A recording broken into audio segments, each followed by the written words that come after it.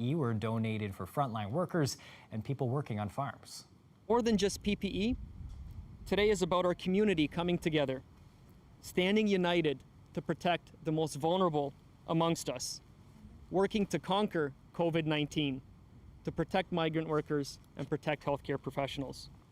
Kuzmaricek made the announcement on behalf of an organization called Conquer COVID-19, a group that's raised millions to fight COVID-19, has purchased and distributed PPE across the country, according to a release from the MP's office. Now, the PPE will be distributed directly to migrant workers as well as healthcare workers who care for them. But there was a lot more on the minds of those present at that announcement this morning. Last week, Premier Doug Ford said that his team is engaging with constitutional lawyers to explore the idea of mandatory testing. Jacob Barker now, with cases still climbing in the agri-farm. Jacob, what do community leaders think of that idea? Well, Chris, the idea of mandatory testing is something the federal government has been looking at. MP Kuzmaricek says that it's been raised to members, but it's a complex issue with no easy answer. Well, I can tell you it's an issue that we raised with our ministers, and it's something that we are looking at. But again, it's a complicated issue, and to solve this issue, it's going to require an all-hands-on-deck approach, and it's going to require all of us coming at it with multiple angles. So meanwhile, advocacy groups say doing this could stigmatize agri-farm workers. David Muji, CEO of Windsor Regional Hospital, supported the Premier's message, but responding to those concerns, he took things one step further. Then test everybody, if that's your concern. But what I don't understand is how can we require individuals who have to visit their loved one in a long-term care or retirement home, they have to get tested every 2 weeks, or attest to the fact they've been tested and tested negative to go visit their loved one inside of a retirement home or long-term care home, but we can't do it for our vulnerable population here? I don't understand that. Now, Jacob, another lingering issue here. We've heard complaints about how isolating workers are being fed and checked on during COVID-19. How have these problems been addressed? Well, Chris, so far the United Food and Commercial Workers of Canada are still receiving complaints. They sent CBC News more pictures of the food that workers are receiving who are quarantined at the hotel. It's a group of around 50 people, but the UFCW is speaking with 3 of them. It's not clear if this food is coming from the Red Cross, but the UFCW's Santiago Escobar says that it is their responsibility. And there's more today. Escobar spoke about concerns of lack of medical services for those staying in the hotel. He says he's been in touch with those 3 workers at the hotel, and they tell him that there's no ongoing care. Workers say they received 1 call the day they got to the hotel and no follow-ups. Escobar points towards the other migrant workers that have lost their lives in the region and that they lack the proper medical care leading up to their deaths. Bonifacio passed away while he was under quarantine, and he didn't get any healthcare support. So he was monitored over the phone. And in the case of Rogelio, before he was moved to the hospital, basically it was pretty much the same case. He didn't receive any medical or healthcare professional assistance. So we recommended the Board of Health that it's important that these workers must be monitored. So we did ask the health unit who is responsible for monitoring individuals at the hotels. Dr. Wajid Ahmed says that it's up to public health and EMS to provide follow-up care. He said the emergency management action team is also now on the ground from the province. Chris? Thanks for this, Jacob. The CBC's Jacob Barker live with us tonight. Now, because of the coronavirus, cities have been struggling with how to continue to provide services like transit, childcare, and some health programs. Mayors say that they need money desperately. Windsor's budget is projected to take a $29 million hit because of COVID-19. Premier Doug Ford said that money for cities is on the way. Today, I'm here to announce that we are providing up to $4 billion through the Safe Restart Agreement to Ontario municipalities. Ontario will be there for our municipal partners and our communities. That's $4 billion to ensure Ontario municipalities can keep delivering critical services that people rely on every day. That's $4 billion to support homeless shelters, women's shelters, food banks, public health, and transit. Now, Mondays are usually when we'd hear if a region would move to the next stage. Now, with the highest rate of COVID-19 in the province, will Windsor-Essex move to stage 3? That call wasn't made today. That's expected now on Wednesday. But health officials are considering splitting our region up once again, like they did with stage 2, which could mean Kingsville and Leamington get left behind. Well, I think that is one of the options. We're working very closely with the health unit in Windsor, Essex, with respect to their outbreaks and prevention and control thereof. So we have to look at the distribution of the outbreaks and the trends in terms of deciding which parts, if the whole health unit or parts of the health unit can move forward. And meanwhile, the world's largest trial for a potential COVID-19 vaccine kicked off today in the United States. 30,000 volunteers are expected to roll up their sleeves to take shots to help test whether the vaccine is safe and effective. Now, this study is now in its final stage. It's one of the first to enter large-scale human trials. The biotech company called Moderna received nearly $1 billion in federal funds to develop a vaccine. Many countries have fast-tracked research and development in the race to find a possible cure. Now, there are multiple trials underway around the world as global infections top 16.3 million people. Wearing a mask in public places is proving to be one of the best defenses against the spread of COVID-19. But as more regions across the country move to make it mandatory, there's an unexpected front opening up, a growing movement spreading misinformation, trying to discredit science. CBC's Nicole Ireland has the details. And take your coronavirus back to Wuhan. I'm Canadian. Yes, Canadians like butt. I'm Canadian. There have been dramatic examples of how upset some people are with the mandatory masking policies in the GTA, like this man in a Mississauga supermarket or this woman at a Toronto emergency department. You're making me wear a mask, otherwise you're going to deny me service. But public health officials say this is not the norm. Most people are complying.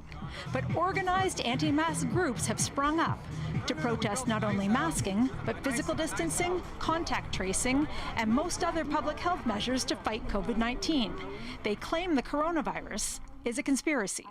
We've witnessed the stripping of our basic human rights and freedoms at breathtaking speeds under the false pretense of a global pandemic. Statements like that, and downplaying the seriousness of the pandemic, are tactics often used by the anti-vaccination movement. In fact, organized anti-vaccination groups in both Canada and the U.S. have been protesting COVID-19 public health measures for months. CBC News has confirmed that at least one anti-masking group in Toronto has partnered with a Canadian anti-vax organization and is taking leadership seminars from a prominent anti-vaccine advocate in the U.S. There's a lot of similarities between the anti-masking sentiments and movement with anti-vaccine. And Maya Goldenberg studies vaccine hesitancy. She says organized anti-vaccination groups and anti-masking groups have a key characteristic in common: mistrust of government and health authorities. When you don't trust the sort of basic infrastructure that are supposed to support public well-being, you're going to come up with all kinds of tactics to try to resist it. Those tactics include spreading false claims that wearing a mask can cause people to suffer oxygen deficiency, breathe in toxins, or even develop a compromised immune system. For healthcare providers who have seen the devastation COVID-19 has caused, knowing that kind of misinformation might convince people not to protect others from infection is worrying. I have to say it disturbs me when I see people acting on information that I'm quite sure is not only incorrect, but potentially misleading and potentially leading to harmful outcomes, particularly when it comes to some of the vulnerable patients. Doctors emphasize that there are legitimate mental health and medical conditions that can prevent people from wearing masks. They also understand that the guidance has changed, and that's been confusing. But they say that's because they've learned more about how this new virus is transmitted and how wearing masks inside stores like this one can help keep people safe. Nicole Ireland, CBC News, Toronto. The real estate market in Windsor, Essex is red hot. If you're looking to buy, it's going to cost you more, much more. According to a report, there's been about a 20% jump in house prices here compared to last year. Now, part of that reason, it's buyers from outside of the region. The CBC's Tamina Aziz reports. It's not at all expected. because so many people lost jobs. For Windsor real estate agent Aditya Soma, seeing the housing market soar during the pandemic was a pleasant surprise. He says now that more people are working from home, it isn't as necessary to live in a big city as it was before. I think the reason is it's supply and demand. So there is low supply in Windsor, but whereas a lot of buyers looking to buy, not necessarily Windsorites, also people who are looking to move from other bigger cities. Many potential buyers are from Toronto and Vancouver. With the amount of rent they used to pay in Toronto or Vancouver, those kind of cities, now they can buy a house in Windsor and literally that rent can cover the mortgage and expenses. One investor came to Windsor from Oakville 3 years ago and says the market is what brought him to the city. If you look everywhere else in the GTA or closer to Toronto area, houses are unaffordable. People can't afford to buy houses, nor can they afford to rent them. Due to the growing demand, the region's hit a $400,000 average price point, which is about $65,000 more compared to last year's prices. Soma says he's never seen numbers this high in Windsor before, and that now is the best time to sell. He also says hosting open houses is different during the pandemic. Interested buyers are expected to wear gloves and masks and sanitize their hands, and lights are kept on. Because, the spread of COVID happens when you touch something and when someone, touch it. So that's why we are just trying to avoid as many touchings as possible. He says it's hard to predict where the market will go in the coming months, but is optimistic it'll continue to grow in the region. Tamina Aziz, CBC News, Windsor. Windsor's health unit has found 2 West Nile positive mosquitoes. It's the first confirmed sign of the virus this year. Now, so far, there are no human cases of West Nile in the region. To protect yourself and others, the health unit is suggesting that you remove standing water on your property, as well as use repellents with DEET on clothing and exposed skin. You can also wear light-colored long-sleeve shirts. That should help. Pants also, and a hat when you're outside. You're also going to want to limit your time outside during dusk and dawn, as they are the most active times for mosquitoes in the area. A Windsor woman is creating digital art to reconstruct Black identity. She says that back in January, she only had 8 sales, but today, since the resurgence of the Black Lives Matter movement, she's been selling her prints worldwide. Originally, when I started my artwork, I really wanted to highlight people of color doing everyday normal things. Usually with media, we're often portrayed a certain way. Sometimes, you get the stereotypes of angry Black women or, all Black men are violent. I feel like with my work, I try to maybe offer a different perspective of what Black people can be and who we are, really. I use a lot of different colors, softer colors, more docile, like light pink, light brown, different types of skin tones to have a fair representation of Black people. So usually when I work, I usually like to start by year. So every year I'm targeted to a theme. So in 2020 we have obviously the Black Lives Matter movement. And in my art I try to pay tribute to George Floyd and Breonna Taylor, 2 victims of police brutality. So reconstruct identity. So again, those stereotypes that we often hear in media. I feel like the media is telling us all the time to be strong. I feel like that's my responsibility to try to offer a different perspective of just being vulnerable and feeling, really. Mm-hmm. A lot of my art, or actually the majority of my art, all my art is faceless. Basically, my experience as a Black kid growing up here, I was always the only Black kid in all my classes. And that's what I kind of want to show in my art, that I was always seen but never really heard. Powerful reflections there from an artist. Glad to see that is picking up. Taking a look outside here, you can see the patios that are out and about, certainly busy on the weekend, but tonight with the rain expected, likely not. Our Colette Kennedy will have the full details after the break.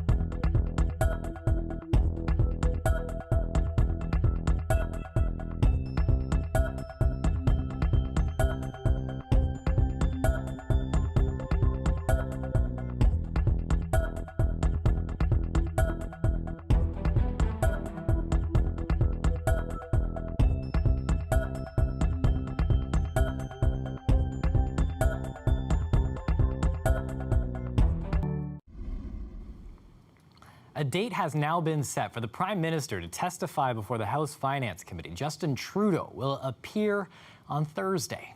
Now, MPs want him to testify on his government's decision to award the We Charity a contract to run a federal student grant program. The contract was promptly canceled when it came to light that members of the Trudeau family had ties to the organization. The Prime Minister's Chief of Staff, Katie Telford, will also appear alongside him at the hearing. There are growing calls across the country to make sure that the experiences of Black Canadians are included in school curriculums. Many believe that those experiences need to be woven into the content for all subjects, not just Black history. Deanna Sumanak-Johnson reports. Charlene Grant has always taught her children about their history as Black Canadians because she says their schools didn't. When my child was in grade 10 and she realized history class, everything that was being taught did not talk about her.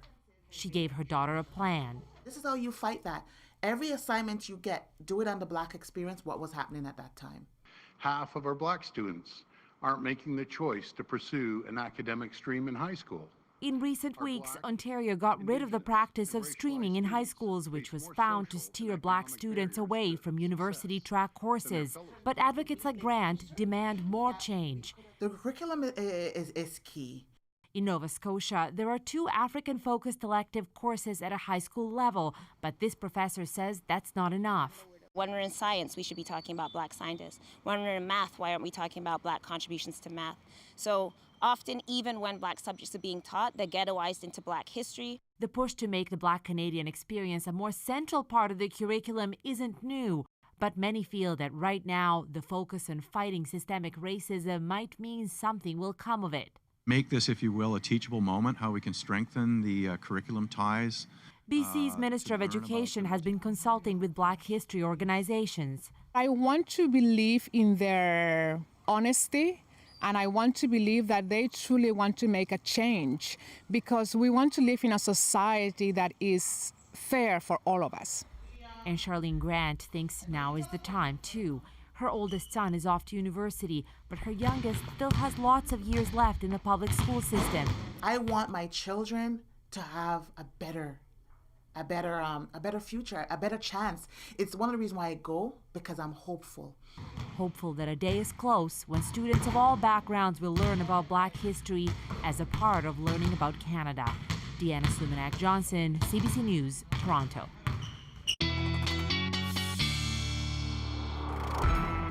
And joining us now for a live look at the weather is Colette Kennedy. Colette, you told us the weekend would be nice last week, and I took full advantage. I went out to Peely National Park, spent the day there with a buddy, and then on Sunday I found summer, and I think it's in a little place called Lighthouse Cove, just on the water. I found a place where you could enjoy a cold pop outside.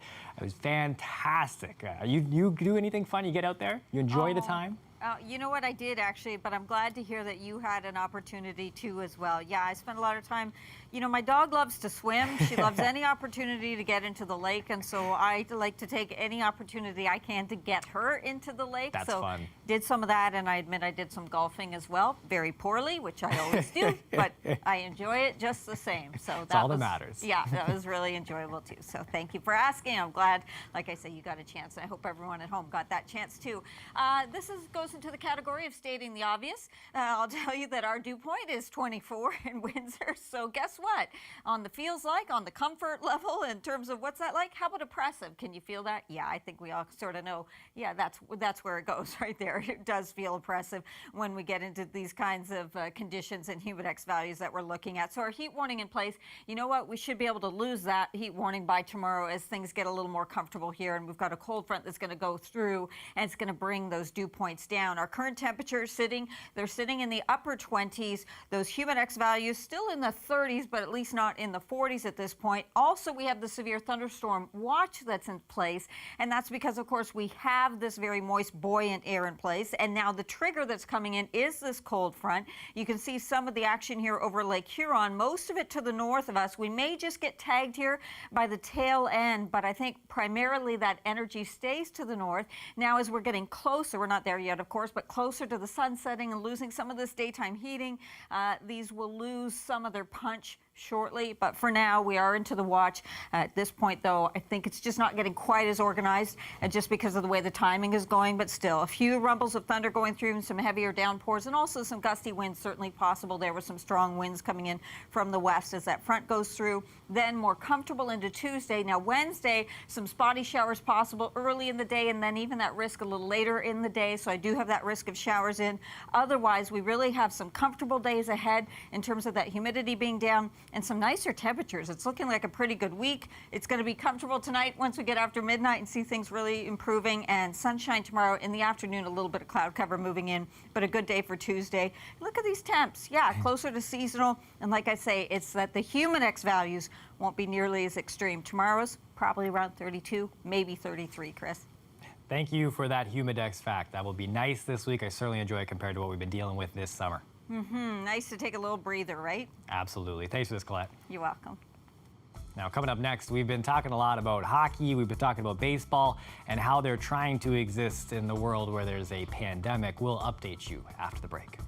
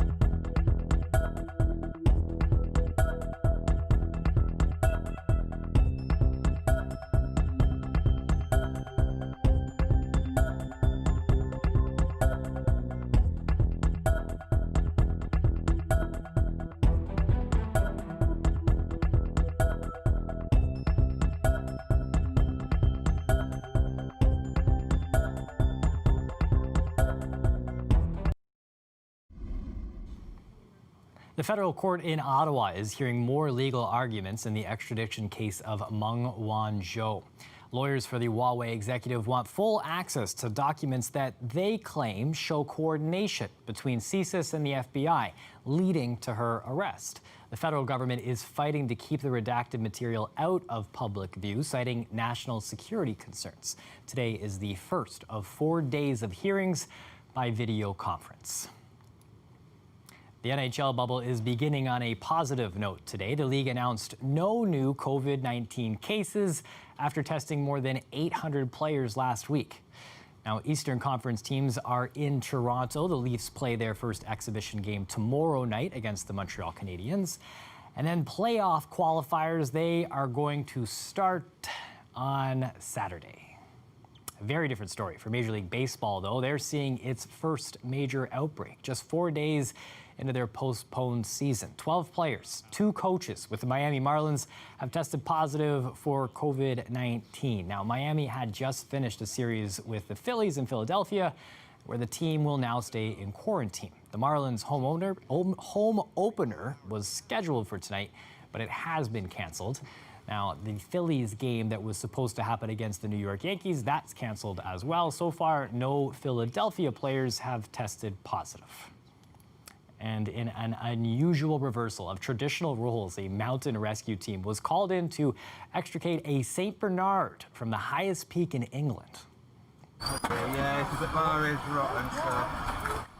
Now, Daisy ran into difficulty from the descent on Friday. Her owners said that her back leg seized and she just refused to move. So the rescue squad swooped in, strapped the complaint victim to a stretcher, and headed down. St. Bernards, originally used as guard dogs in the Alps, became famous for saving travelers who were lost on their way in snow and mist. Following her rescue, Daisy spent the night in a deep sleep, reportedly snoring just a little louder than usual. It's 6:29 p.m. and that's it for us here at CBC Windsor. You can find more on these stories at cbc.ca/Windsor. Thanks for watching. Make sure you and your family have a good night.